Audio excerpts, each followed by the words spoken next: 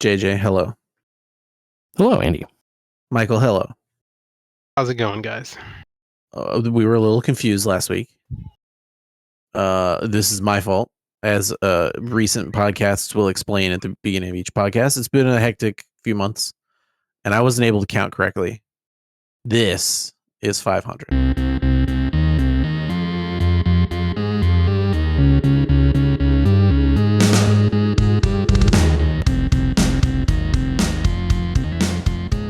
Or, you know. Shout out to anyone other than us who's actually listened to all 500 of these. I mean, it's not I was going to say it's more than 500 for sure because of all all the extras and such, which Yeah, you should true, go true, listen true. to at youtube.com/@weweregamers. Oh, there you go. Get And that actually, out of the way for you, JJ. A bunch of those extras you can't even get on YouTube because we weren't doing YouTube back then. Oh, that's right. Some of them. But you can find them on our website at weweregamers.com. Yeah, we'll see about moving or migrating or whatever we're supposed to do in the coming hundreds of episodes or whatever they are. But I think it's a good time. Michael had a poignant idea. And while I'm overworked enough that I can't go back and do a clip show, and frankly, clip shows are ways to employ editors and not actually say anything new or interesting. And as a listener to programs where they have done clip shows, I skip those things, man. Thinking about going to be our own clips. Yeah, thinking about that, you can be your own clip for sure. And better than that, you can provide insight into things that we've loved or hated about 500 episodes of doing this podcast. So I think as the inventor of the wheel over here, Michael, you got to lead us off. I can do that. I'm kind of curious if you guys also dug back through the archives and how far back you wound up going, because my my first pull was from all the way back, appropriately enough, episode 101, so 400 episodes ago. Nice. We did a little bit that you guys might remember because it was one of those moments where the pod almost came to blows. The sandwich alignment chart. Oh, that was a good bit. I remember that. Yes, and I don't even remember where we all fell on the chart. That a hot dog is not a sandwich? Well, no, it was it was an alignment chart, right? So good, neutral, evil, chaotic, lawful. Mm. And the hot dog was the true neutral. Oh, that's right. That's the version of this. Oh my gosh. Yeah, that's right. Like an unhinged version of this where I think calling a hot dog true neutral was on there as chaotic evil to set the stage. Which is like Pop-Tart is a sandwich is literally insane, but it's also pretty ridiculous to think of a hot dog, it's right. Yeah. Wow. Invented by a madman. I think bringing things to the pod to discuss like that, where you're just like, this is some sort of weird, outlandish thing, either ends up with us being like, yeah, that's weird and outlandish, or you find that sweet spot like that chart where there's at least 40 minutes of discussion to have, and it's weird that there's no middle ground. Yeah, there was zero consensus. I think more recently the food court has done this for us, right?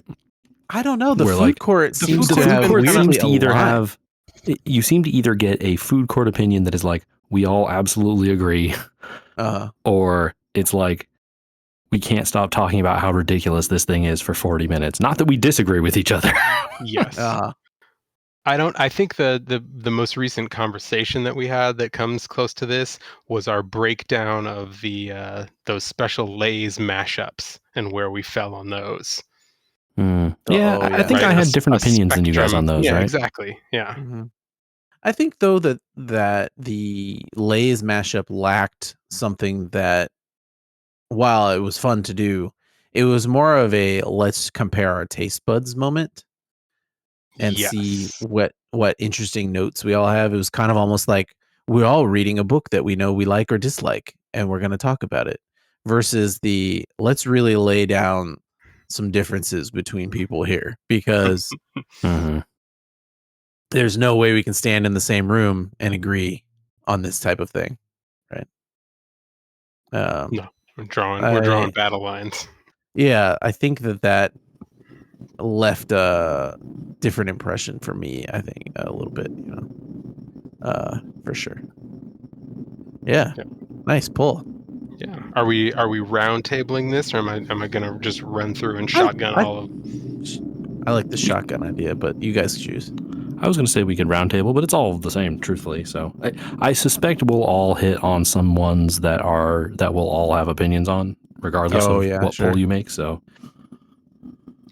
well, I can keep going since I was already starting us off with the topic of divisive subjects. The next one on my list was probably one that's on at least one of your lists. It was the Star Wars rankings. That was number one on my list. Yep. There we go. Oh, there you go. Yeah. Yeah. I think it was nice to have an excuse to revisit some of those movies. And I think that the thing that I saw is, I think that was like episode 190. It was 190.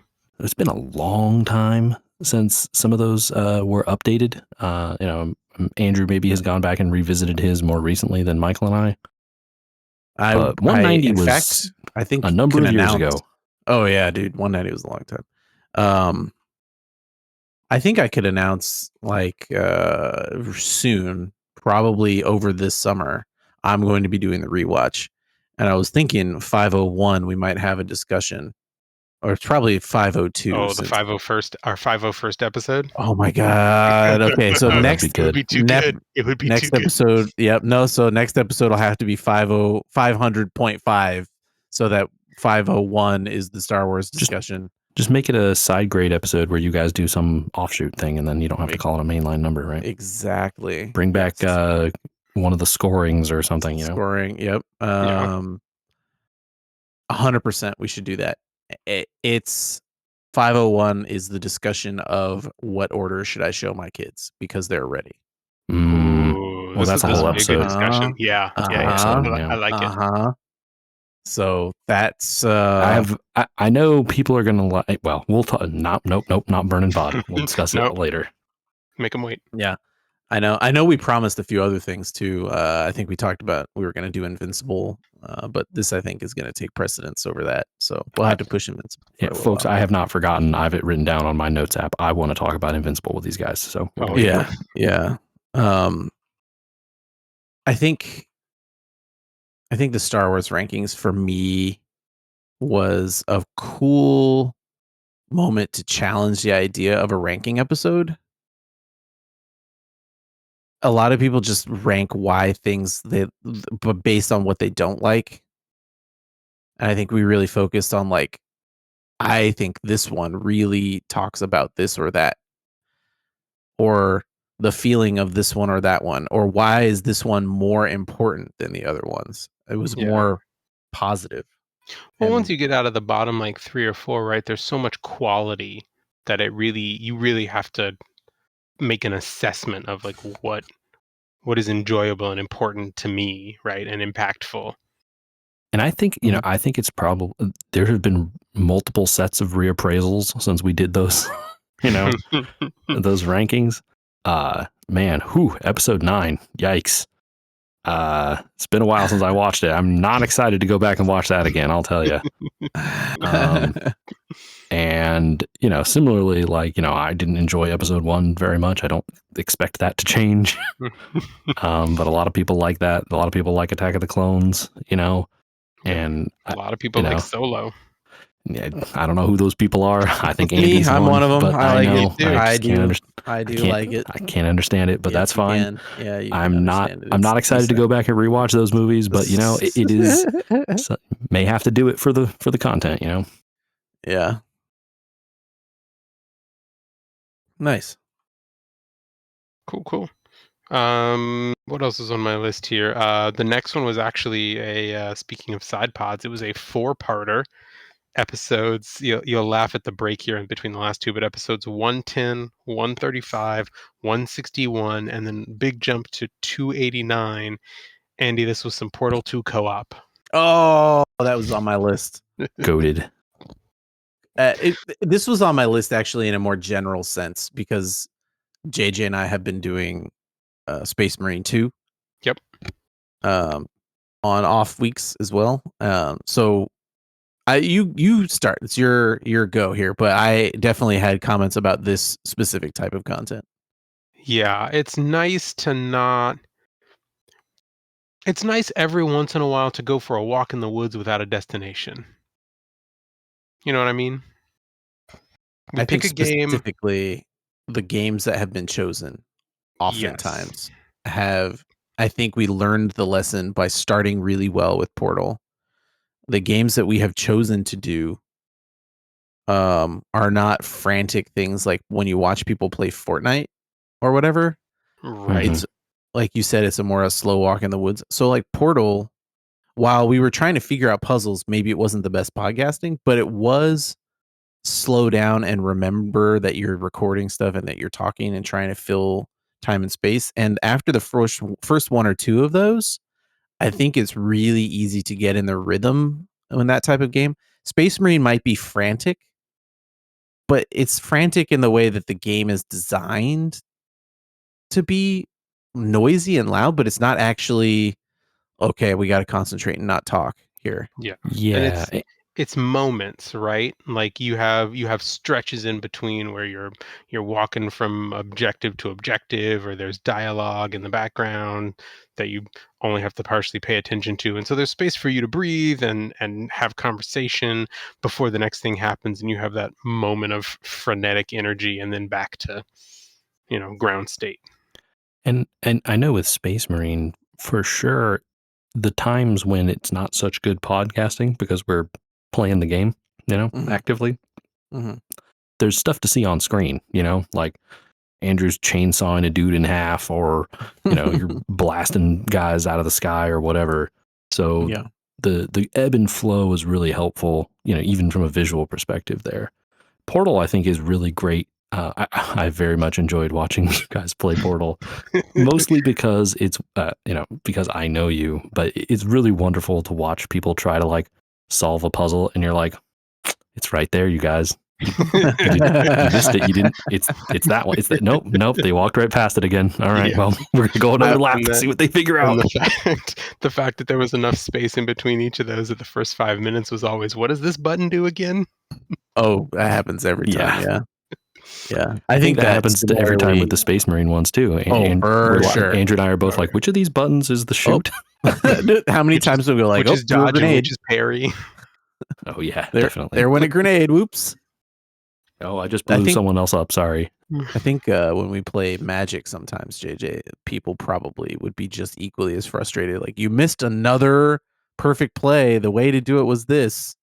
But you and I are chatting about, the theory of the set, or like how we drafted, or other things like that, which Magic also Arena has tended to provide a good outlet for streaming, podcasting, whatever, but also playing a game at the same time. Yeah. Which is really actually what I wanted to bring up when I was looking back.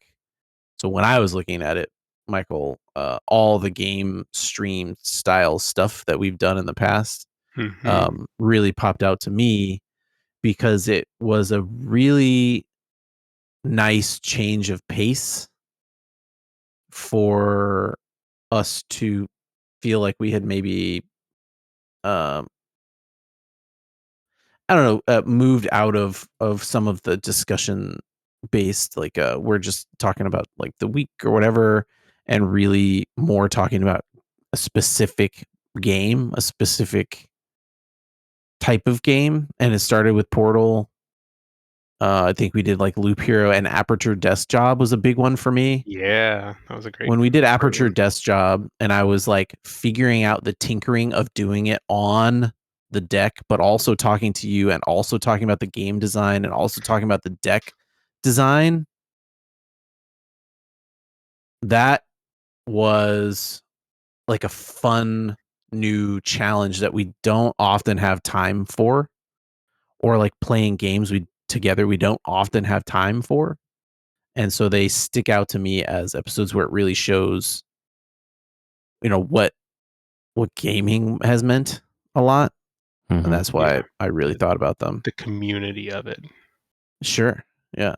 And, I played a few co-op games off podcast, unlike a lot of people that do it for a living and stuff. I play a lot with brothers and brothers and Brother. uh uh it's good to remind people what those things are about, right? So I think it's also we're just real people, like we all have jobs. We're all doing stuff in our daily lives. We don't, yeah. you know, and I, for one, don't play a ton of co-op games. I know like friend slop is a genre that people talk about these days. I don't really engage in it.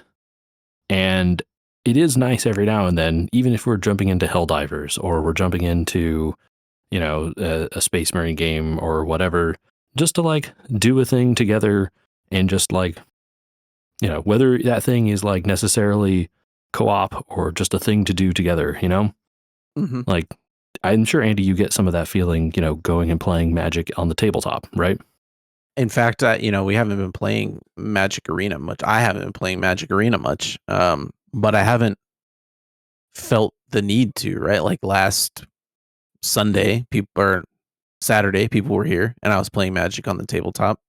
2 weeks before that, I went and played Magic Tabletop. This coming Friday after this records, but we won't release, but I think I'm gonna go do a Magic pre-release. So like to me, the community aspect of Magic and the fun of showing up with a deck and being like, these are some cards, check this out, has really overtaken the feeling of Magic to me recently. And that's one of the big reasons why, right? It's a interactive. Yeah. And like I said, Yeah. the community stuff and, having people to talk with, I feel like us doing this podcast is a form of community for me. I get to hang out with you guys and talk about whatever most of the time. And Mhm. sometimes we spend 4 episodes talking about ranking Star Wars movies. And other times it's like Andy went on a trip and Michael had a weird time and I played a bunch of bad video games. Like you never know what it's going to be. Mhm. Mhm. All right, Michael, what do you got? Other stuff is just kind of recurring things or moments. I'll toss out a few here. Fantasy football is a perennial favorite. Trails titles. Will Andy ever get them right? No. I mean, yeah, the answer to that is no, because he does it wrong on purpose now. Yeah, yeah, yeah.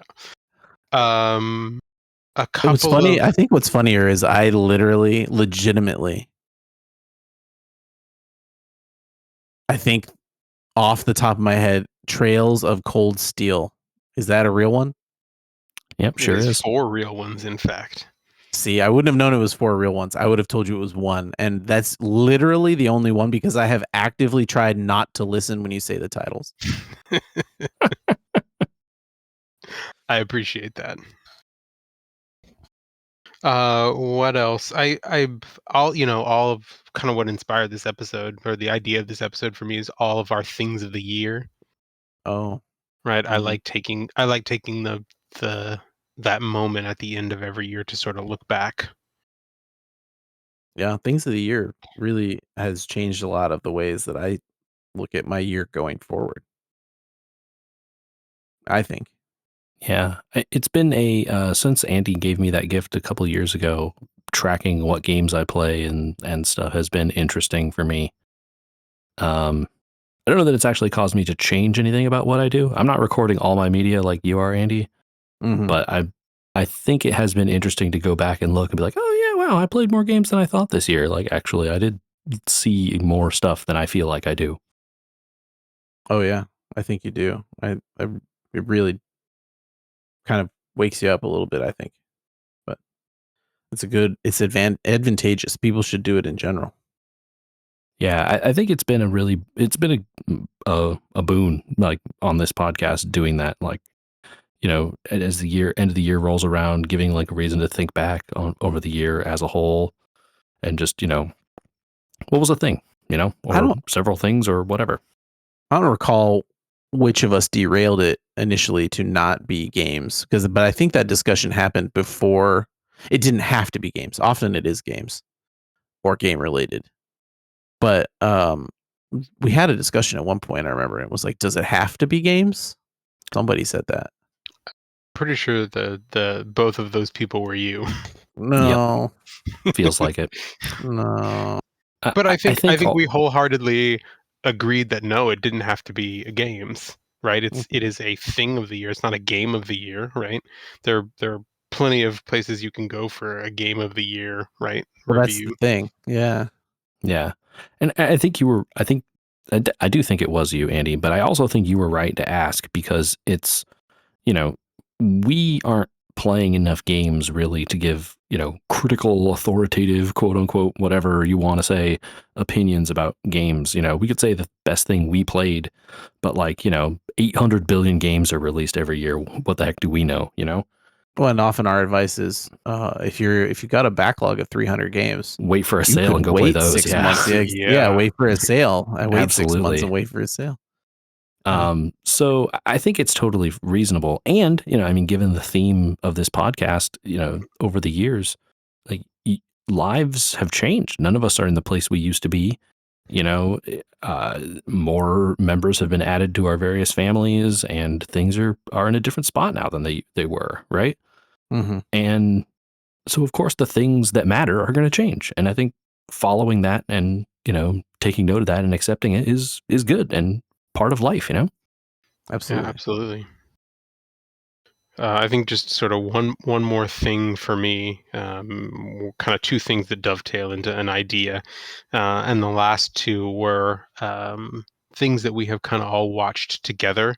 Right, Shinji and Invincible were the two that came to mind, but you could also put, throw Palm Springs in there, and it kind of leads into a little bit of like accountability in one sense of like we all agree to do something and like holding myself to it, but in a good way of this is something that I would not necessarily have carved out the time for on my own, even if looking back my overwhelming sense is, man, I'm glad I carved out the time for that, right? Like having the podcast as something to like I committed to read this thing or watch this thing, and so I should, carve out a little bit of time to do it.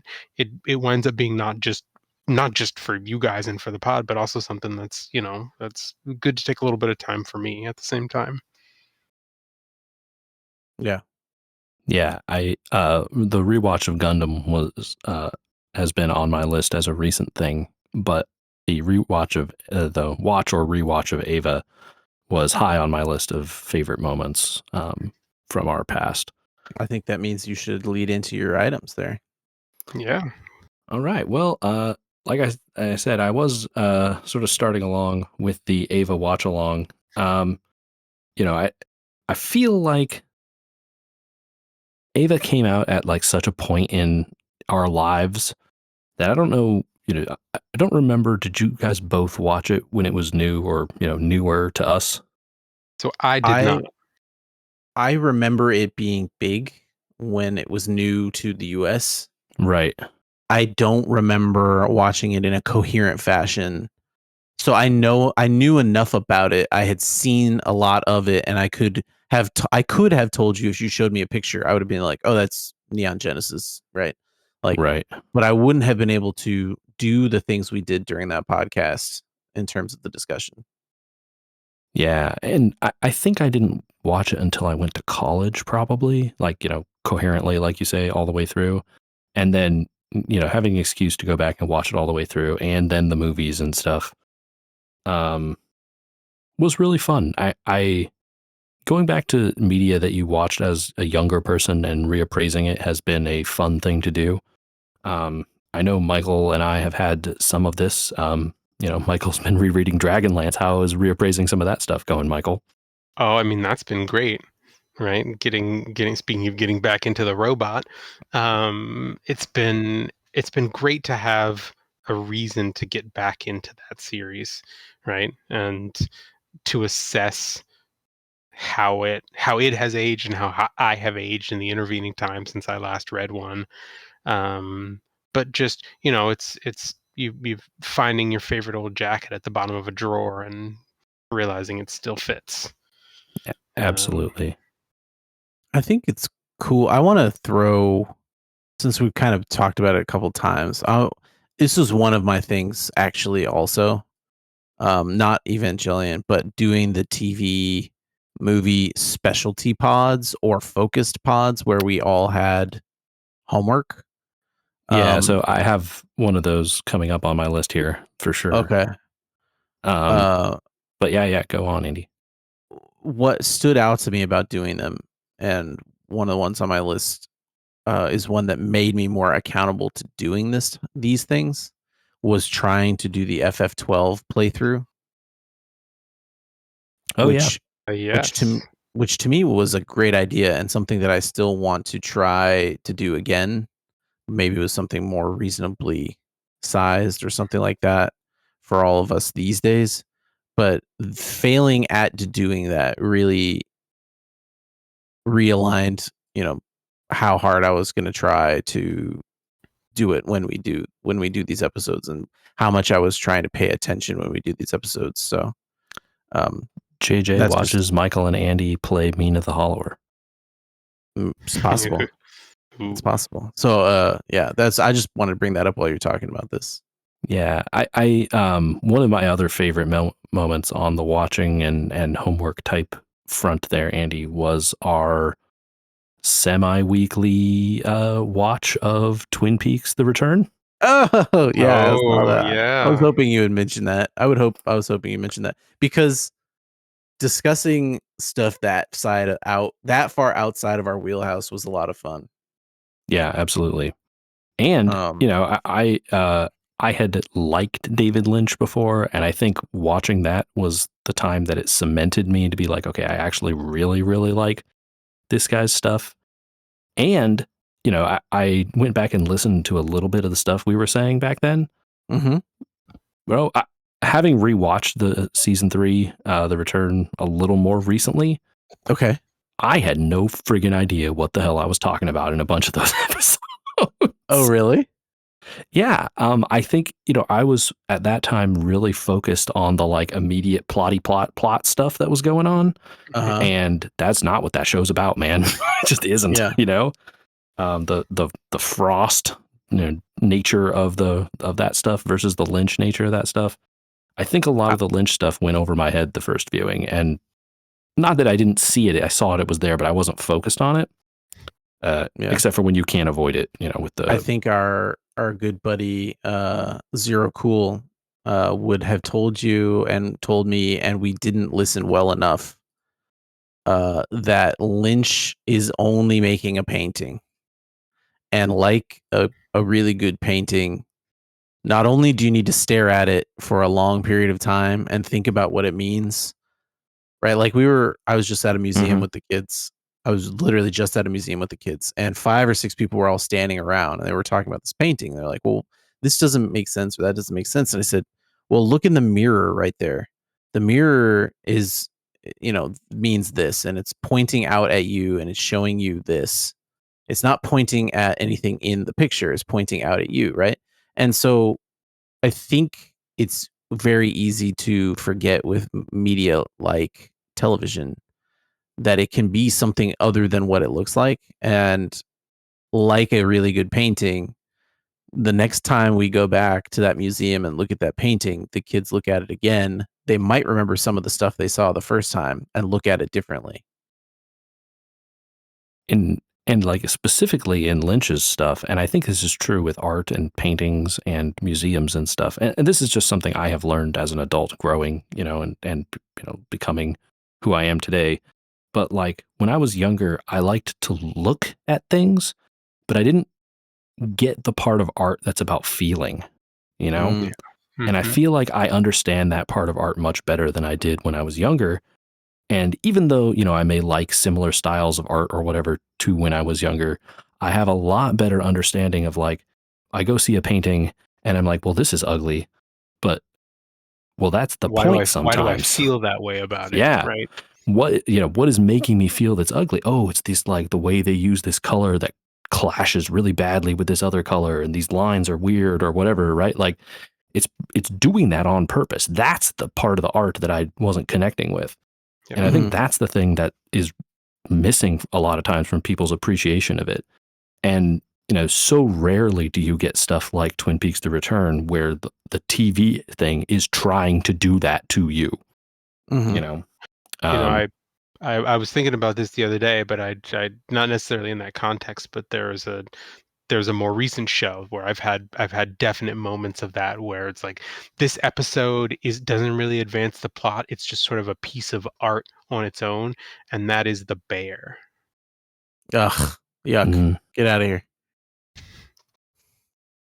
Not an enjoyer of The Bear. I have tried to give the bear every benefit of the doubt. Um, and I think I'm more perturbed by the fact that they continue to insist it's a comedy than anything else. Um, the bear does not interest itself.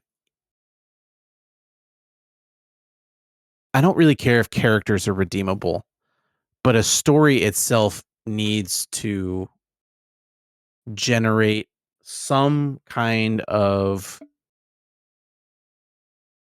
either lesson quality. Okay, this is a warning. Comedic quality. This is a farce or some kind of um, you know, exterior tale where you're watching people struggle, but you know, it's it's redeemable in a way that you may not like the people, but it's funny. I'm thinking things like that you may not like the actors or even the characters, but you can get an understanding of why the situations are comedic. Okay. Like maybe even like a Saturday Night Live, right? What they're saying and what they're doing may not actually be that immediately funny, but it could be introspective that kind of way. Um, or it can be like a dramatic cautionary. Or there's like 1,000 different options, obviously, on writing a story that don't involve you having to like people or you having to root for people or even saying this story has antagonists or whatever. But the bear seems to focus purely on the idea that all things are chaos. And while people don't in real life often act in their best interest most of the time, all the time, or even some of the time, and people struggle to be consistent and people struggle to improve themselves, I get all that. It is an active exercise in trying to experience that type of environment and not do the thing that you would do if you were literally in that environment, which is leave.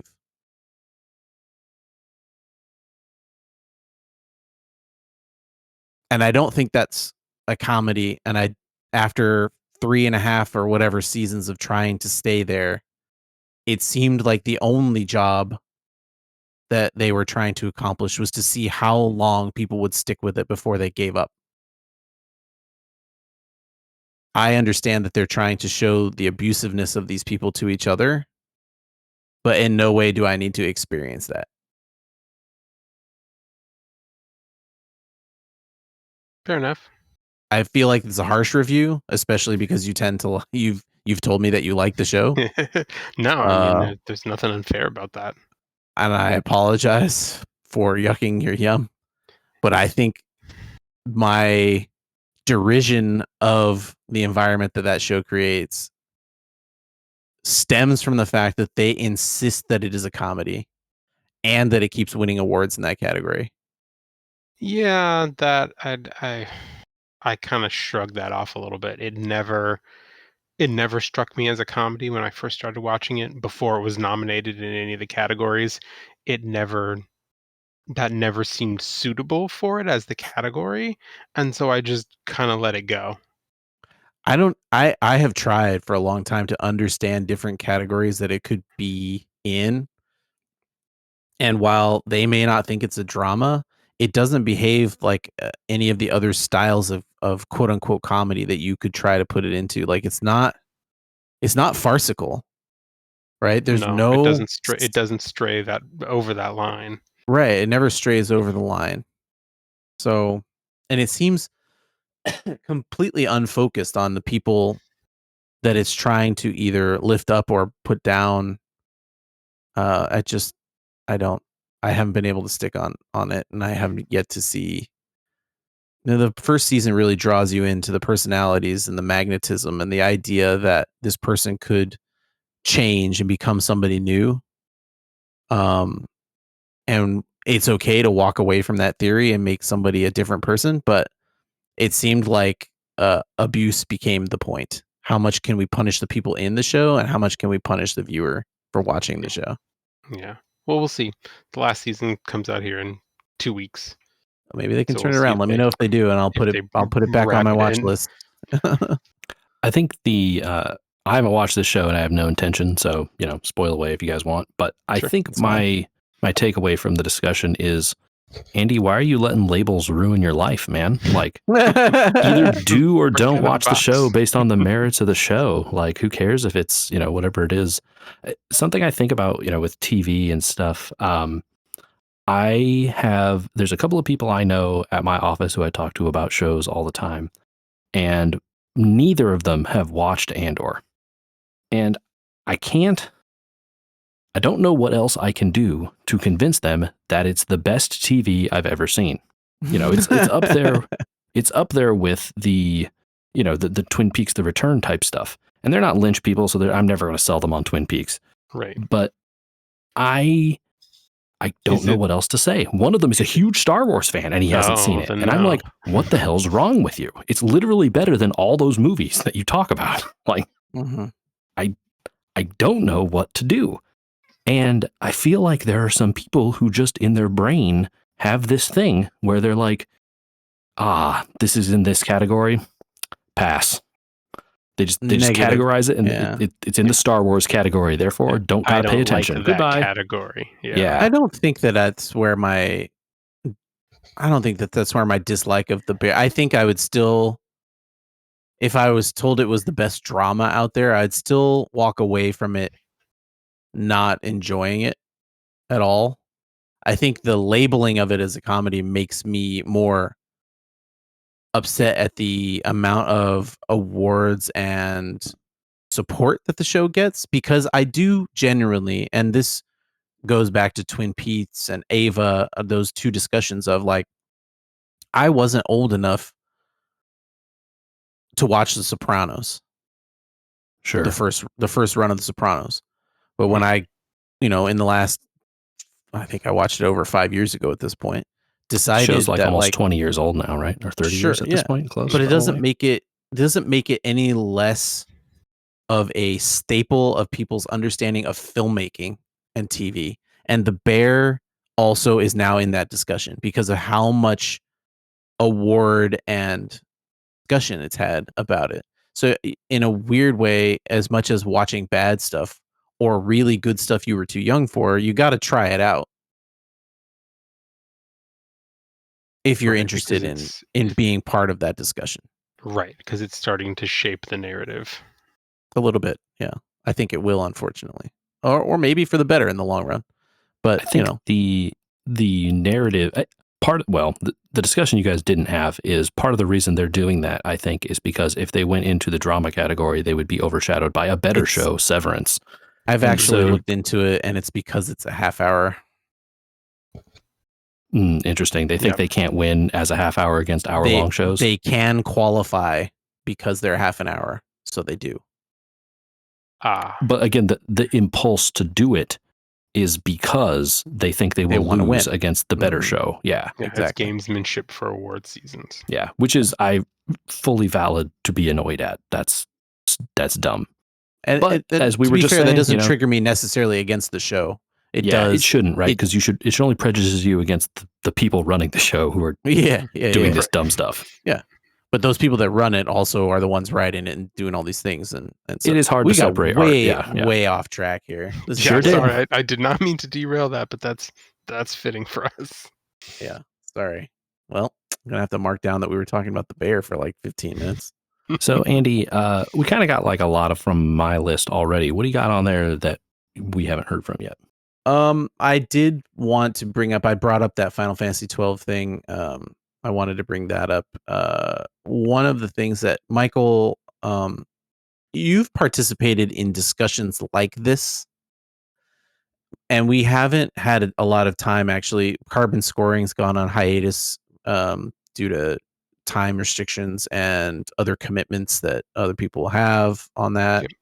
Yep. Subspace Transmissions has been really hard to fit in on Fridays for me in the last 2 years, which is when we usually recorded them. We've done how many Friday recordings in the last 2 years, JJ? Like 3 or 4? A handful, yeah. So we've had to put that on a hold for a while. I think there were 2 categories of kind of those types of things, which was reactive. Like, we watched this and we talked about how we liked it or didn't like it, and we talked about the thing that happened in it. And while those were valuable, like when we did The Matrix, or sometimes when we talk about Invincible, this is what happened. Did you like it? What'd you think? Did you do that? And I enjoy doing those as a group together, like we talked about on the main pod. But I've also enjoyed returning to popular things we know about and doing something a little bit off kilter, like picking one episode of a thing and talking about it. I think we did that during a Subspace Transmission once. Yeah, I think we did it a couple of times maybe, but yeah. We probably have done it on the main pod even. Also, the other thing, like taking one of the shows and being like, we're going to draft an away party. Like, I still think about, did I choose the right people? Your away teams. Yeah, like we're drafting an away team. Those ones stick out to me as well, as I think it's like almost impossible at this point in the podcast space, really, to be doing something new or to even discuss stuff that you're not an expert on super well. I wanted to shout out the Twin Peaks one about how we tried, but probably ultimately didn't do very well. I still think, honestly, I've been listening to the book podcast about the Lord of the Rings. Mm-hmm. If they don't get into this is what this book says, and that's what that book says, and this is what Ronald says about his in his John notes. John Ronald. If he doesn't get into his notes, or we don't get into a discussion that's deeper, I feel like we've done as good a job, if not better, in a lot of things we talk about, of trying to drill into a little bit of not only, what does it mean, but how does it make you feel, versus this is what happened and I like it or I don't. And Subspace Transmission especially stuck out to me about, we've watched some of those things so many times that, like, we were able to get past the what happened and why is it good or bad, and really talk about, like, why did they do it? Well, still a mystery in some of those. Yeah. 100%. But, 100%. Andy, I think I go back to thinking of, like, you talk about how many times we've seen some of these. It brings me back to, this is like a real deep cut, but I'm sure you remember high school. Mm-hmm. Were you, I don't remember, were you ever on Academic Decathlon at the same time as me? I don't think so. I don't know if we would have overlapped, but I definitely did it. Do you remember at any point if you watched Star Trek 4 in Academic Decathlon? I did not watch Star Trek 4 in Decathlon. I have watched Star Trek 4 so many times. Of I course, could probably recite most of it. Yeah, transparent aluminum and all. But hey man, he did it. I think the thing that was really great about that was, our academic decathlon teacher was just like, I'm putting a movie on because I want to watch it, basically, and y'all kids do whatever you want. And frequently it was, I'd be playing cards or miniatures or something with our friends over in the corner, but like the soundtrack of Star Trek 4 was on all the time. I'm always looking up there. Are we saving the whales yet? I have started playing the Wrath of Khan soundtrack in the house a lot for the preparation of doing Star Trek with them after we do the Star Wars movies. So they'll feel like they're coming home, but they don't even know it yet. I think it's very interesting. Since we're already off topic, you may as well just continue. The Nextlander podcast that I listen to occasionally, oh sure, has finally gotten through the first 2 seasons of the original series, and they're going to start the 3rd season of the original series, like this coming up soon. Yep, sure. And they do like a couple episodes of their big breaks in between and stuff, but like they do like 1 or 2 episodes of the original series stuff per discussion thing, and they just kind of talk about them and like go through a little bit of the production history and like how goofy a bunch of them are. But it's interesting to hear people who've had like only cultural osmosis to those shows actually like sit down and watch what happens in some of those, and you're like, wow, they were wildly sexist in a bunch of these, or like, oh, okay, so like this is the famous one where he fights the Gorn, and you're like, we could make a better rubber suit than this. Yeah, it wasn't famous for those reasons, right? Right, of course, and it's just interesting to see the things that they pull on, and they're like, oh, the people who've been established fans and have seen it before versus the people who haven't seen it coming to it fresh. It's always interesting to see and hear that push and pull. So yeah, if you're looking for some of that flavor, that stuff is coming up for you if you want to dive into those podcasts. Yeah.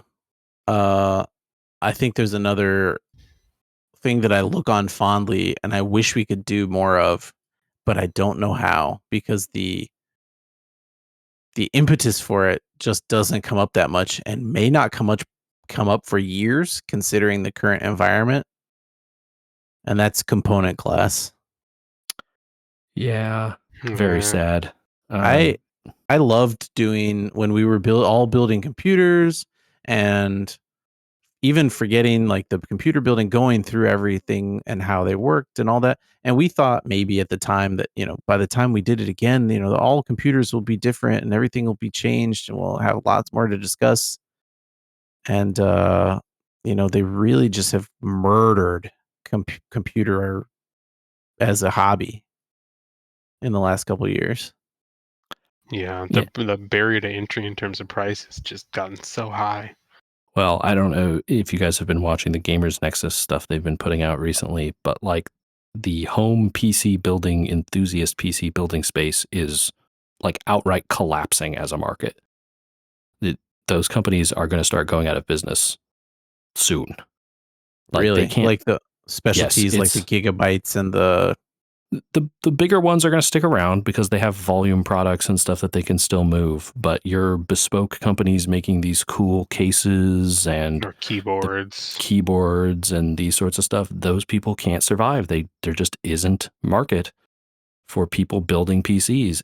And like really, especially for the people who are doing like water cooling and, accessory type stuff that needs PCs, the case stuff maybe will, still exist. People will probably still own PCs for a while yet. Keyboards are still going to be a thing people will need, but they're going to become more and more niche. But, like if you want to make a cool CPU cooler or fan or, thing like motherboards are in dire jeopardy because no one, unless you're selling them for big servers, like no one wants them. Mm-hmm. Because no one can afford the CPU or the memory or anything that goes in, or the hard drives even now. And the flattening of the systems, right? Like they're going to be able to make 1, maybe 2 motherboards. Right now, each one had 4, 5, 6 iterations of what they could do, how much they could handle. And if you can't sell them, you got to flatten. And so we're going to lose tons of options. But the the component class made me so happy when it was like, dude, I'm going to buy a new keyboard. Let's learn about just the way Cherry MX switches work for a month or whatever before we do the component class, and we would set the date ahead of time. Or let's discuss, the fans, Monitor how to resolution. monitor resolution or whatever. And while we could probably pick random things to keep doing, the impetus for doing it and the thing that really made it wholesome was like, I'm already doing this research anyway, and we can just pass it on and be like, these are the things I learned, guys, because I bought all these cool monitors, and this is why I picked what I did, and this is what I researched. And throwing that stuff out there, it's a world now 6 years later. I don't remember when we built computers, but it's been a long time. We're getting to the point now where, like, had the cycle stayed normal, quote unquote, whatever that I would means, be building one. I would be building one now. Absolutely. Yeah. Yep. We're at the reached time. that point. And I'm looking at it and it's like, I don't think there's even any upgrades I would bother doing. Like, I think a new graphics card could be in my future, but other than that, are I you don't see why. doing 4K, man? No, I'm not. Then no, like, I don't think you need it. I'm not saying I need it. I'm saying, like, if I looked at what I had, what would I stare at it and say I should upgrade that? And nothing that has come out recently. I mean, I think we're on the old move, AMD system. All of us are on the old AMD system. Correct. Yep. And I look at the current one and go, great.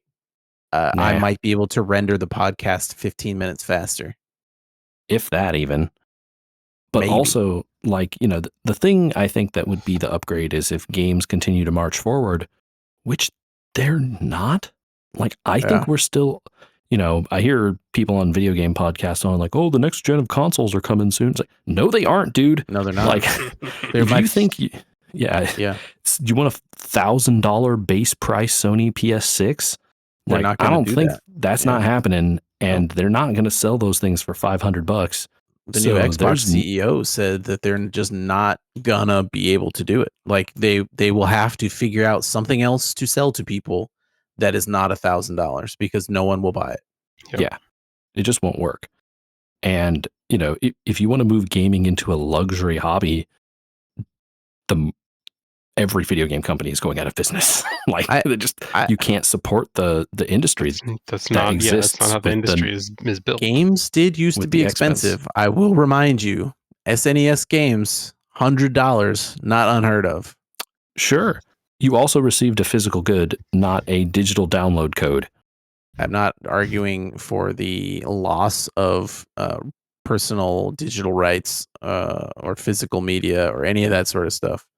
I'm just saying there's a precedent for it being expensive. Absolutely. But the reason the expense existed was due to material costs of the goods, which doesn't exist now. The reason things are expensive now is because games take $800 billion to make or whatever, right? Labor. It's labor and time, right? Yeah. Labor plus time equals we can get AI to do it for more. LOL. So, we're way off track here, but I think it's the death of personal computing, and I think people in the wider, mainstream consciousness aren't hearing it, but it's coming if this stuff doesn't change soon. Yeah, the light at the end of that tunnel is looking more and more like a train. Yeah, we really hope not, right? Oh, of course not. I mean, I think that Gamers Nexus made a great point recently is like NVIDIA, the big person who started all this or whatever, has moved all of their gaming revenue in their like quarterly report or whatever into some other category where they don't even break it out anymore because they don't care. That's brutal. Like, gaming revenue rolls up into a category with a bunch of other stuff over there that no one sees or looks at. Mm-hmm. Like, that's the state of where we're at now, Right. That's wild. Wow. I think something I would love to at least maybe talk about once. Maybe people will go listen to it, but they probably won't because there's It's 5 years old. But JJ and I at one time had the aspiring notion that we would interview peoples, and we that was somehow got an interview with Jordan and Mitch over at what they were Harebrained Schemes at the time. Yeah, Yes. the ex Harebrained Schemes people now, but before they released BattleTech. Yeah, I don't know how we finagled that. High moment for sure, awesome. getting to talk to those guys. Yeah, it was fun. Well done, guys. And I think preparing for that and doing that and realizing how to do it better in the future really changed some of the trajectory of the podcast a little bit. But that was a little moment that I'm going to remember for a long time and tell people probably never about. But I think the other moment I had that came about, maybe not on the pod, but because of the pod, which I know all of us remember distinctly, is when we did the chip challenge. Oh God, goodness! Never again. You can't not remember it. You can't not remember, right? Michael might not remember it considering he passed out. I do remember it. I try not to. Sorry if I've negated your therapy bills here. No. Oh boy. The in-person get-togethers like the chip challenge or even the wing night that conventions. preceded it. No, the conventions. Yeah. That we did, the conventions have been great too. We did used to do podcasts at conventions before scheduling around little people. Back when people used to go to the whole conventions. That too, right? Yes. Like life has gotten busier before all of our expansions. Family very expansions, funny, very life funny expansions. Anecdote, Andy, I was talking to one of my coworkers again. He and his sister are going to go to BlizzCon this year. I was like, No, oh, that's so quaint. Way. I was like, you got to tell me how it is, man. I have so many thoughts. Yeah. Is Chris coming out? Yes. Oh, yes, he will be here this year for it. Cool. Okay. Man, speaking of that, I mean, I think there's podcast recordings of Chris and I playing World of Warcraft after a BlizzCon. That sounds believable. Go dig through the YouTube and try and find that. I think we even did those live. I think I went on the Twitch for those. We were bells over here ringing. We're avant-garde, you know? Mm-hmm. Yeah. Wow. 500 episodes. Congratulations, you guys. It's been a ride. 500 mainline episodes. Anyway. Yeah, and big shout outs to you, Andy. You're a big reason this podcast happens, man. Absolutely. Oh, thank you. People don't appreciate you enough, I think. Oh, it's okay. The only thing I've heard actually this whole time is that the podcast does better when we all have homework. I think that's fair. It keeps us a little honest, right? I got time to do homework over here. Who says no? You know, load me up, gentlemen. Where are you at? There we go. Well, here's to 501 when you return, JJ, where we talk about more Star Wars. Yeah, I'm very excited for that. That's a something I had not thought about and would enjoy doing with you guys. So y'all have homework. That'll be fun.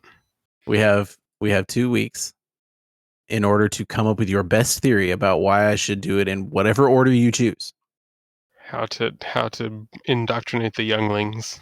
Mm-hmm. That will be the majority of that podcast. In the meantime, between these 2 weeks, Michael and I will likely have a gameplay episode, or maybe there will be a Space Marine playthrough. I think that we have one of those in the can as well.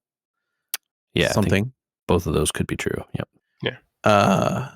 And maybe we'll even be able to squeeze in Invincible. This is something maybe that we should start doing for people, is to line up maybe where we're going for each next episode as well. I think that might be good. Oh, and we also have Gundam 3 to discuss soon as well. Yeah, that won't be happening in 2 weeks, but I will watch it. So yeah, that's okay. But just, looking forward, setting goals, writing them down. It's all good. welcome to 500 plus. Thank you guys, both of you. Yeah. Thank you. Thank both of Been you a guys pleasure. too, man. This has been awesome. And here's to 500 more.